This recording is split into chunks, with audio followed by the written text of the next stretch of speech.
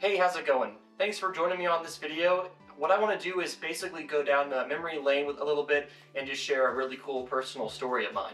And this is by no means meant to brag or to shove in the face of other collectors. It's just something that's really cool that's happened to me in my youth, and I just really wanted to share this. And that would be the story of how I got an authentic EarthBound cart for the Super Nintendo for my 12th birthday. To make a long story short, EarthBound has been my favorite game of all time, and it has been since I was a kid. For this story to really make its impact, I want to give a little bit of context beforehand about how I got into EarthBound. And like many in the US, it was through Super Smash Bros. And for me, it was Super Smash Bros. Melee. And even though I had no idea what EarthBound was, something about Ness just really stood out to me. I think the reason that was because he was this mysterious character who was a boy with some psychic powers and a baseball bat, and it was generally a lot of fun to play as. When I did some research into the character, I learned that he was from a Super Nintendo game called EarthBound, and as a child I became completely obsessed with this. And keep in mind, this is still the middle of the 2000s, so here in the West, EarthBound, and Mother for that matter, is still a very unknown game. To me, it was like I had found something that was my own that was incredibly special. Throughout my childhood, I was obsessed with things like the EarthBound animated videos. I was a little bit active on Starman.net.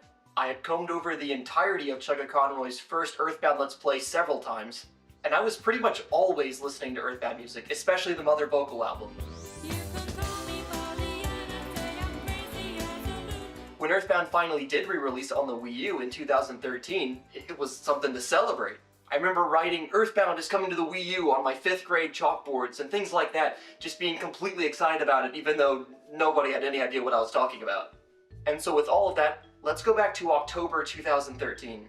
On our way home from school, we would always pass by a little video game shop, and I used to beg my parents to take me there.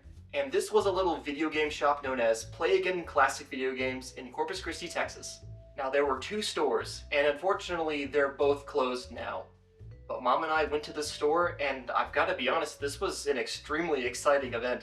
It was essentially the first time that I had seen Super Nintendo games in person, NES games in person, stuff like that. And for somebody like me who was super invested into retro Nintendo and retro tech, it was just really cool. So anyway, I'm walking around the store and I'm just kind of looking at everything, and I kind of strike up conversation with one of the store owners. And I just casually ask if they've ever seen an EarthBound cartridge come to the store.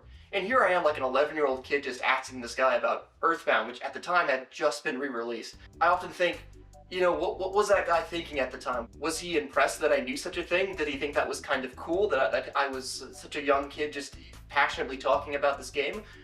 Who knows? He tells me that there's none in the store right now, but at the other location, they had a custom-made reproduction of an EarthBound NES prototype. So I'm able to convince my mom to drive across town to the other location to see this prototype.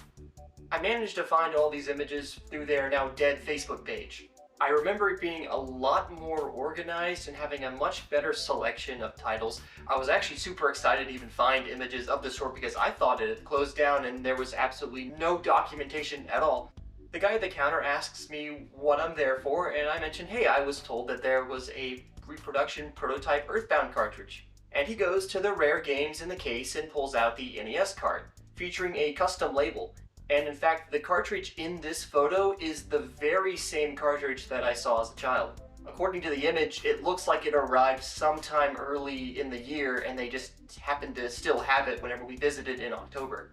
I'm holding this NES cart and I'm starting to gush a little bit about it because I've got some experience with the original Mother game. It's not quite EarthBound, but I'm still very fond of it. And he sort of gestures down to his lower right, and my eyes follow him, and lo and behold, there's an EarthBound cart.